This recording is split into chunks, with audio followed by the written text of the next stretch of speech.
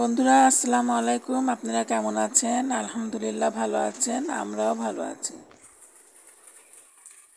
দূরে ও কাছে যে যেখান থেকে আমার ভিডিওটি দেখছেন সবাইকে আমার আন্তরিক প্রীতি ও শুভেচ্ছা জানিয়ে আমি একটি নতুন ভিডিও শুরু করছি। অনেক গরমে কষ্ট করার পর এই বৃষ্টিটা মনে হচ্ছে আল্লাহর রহমত।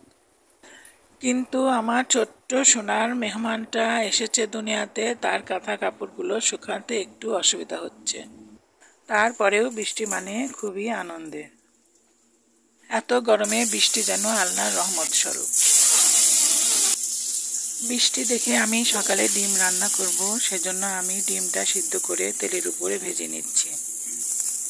পেঁয়াজটা গোলাপি হয়ে গিয়েছে, এখন ডিমের মশলা দিয়ে আমি মশলাগুলো সুন্দর করে কষিয়ে নেব।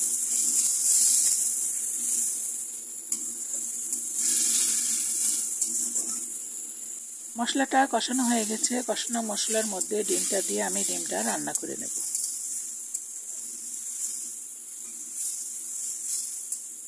আমার ডিম রান্নাটা হয়ে গেছে। আমি বৃষ্টি দেখে খিচুড়ি রান্না করেছি। সকালবেলা নাস্তায় আমাদের ছিল ডিম আর খিচুড়ি। বৃষ্টির দিনে এই খাবারটা সবাই পছন্দ করে, খুবই পছন্দের একটি খাবার।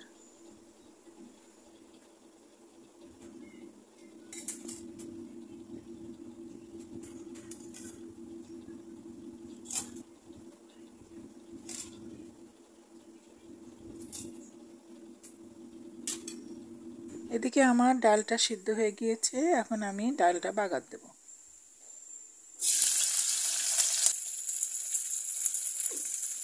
তেলের উপর শুকনো মরিচ, রসুন আর পাঁচফোড়ন দিয়ে আমি ডালটা বাগার দিয়ে নেব।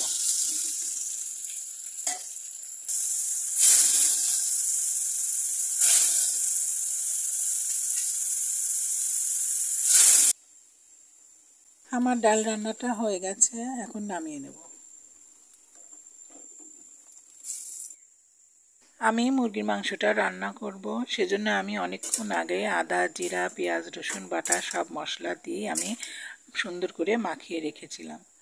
এখন আমি আলু আর পেঁয়াজ কাটা দিয়ে রান্না করে নেব। মাংসটা আমি বেশ কিছুক্ষণ ধরে কষাতে থাকবো। মাংস থেকে পানি ছেড়ে দিলে সেই পানি শুকিয়ে যখন তেল ফুটে বের হবে, তখন আমি মাংসে পানি দিয়ে দেব। পরিমাণ মতো ঝোলের পানি দিয়ে আমি মাংসটা রান্না করে নেব।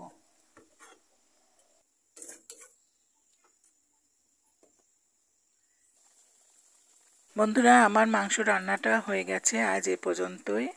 আল্লাহ হাফেজ।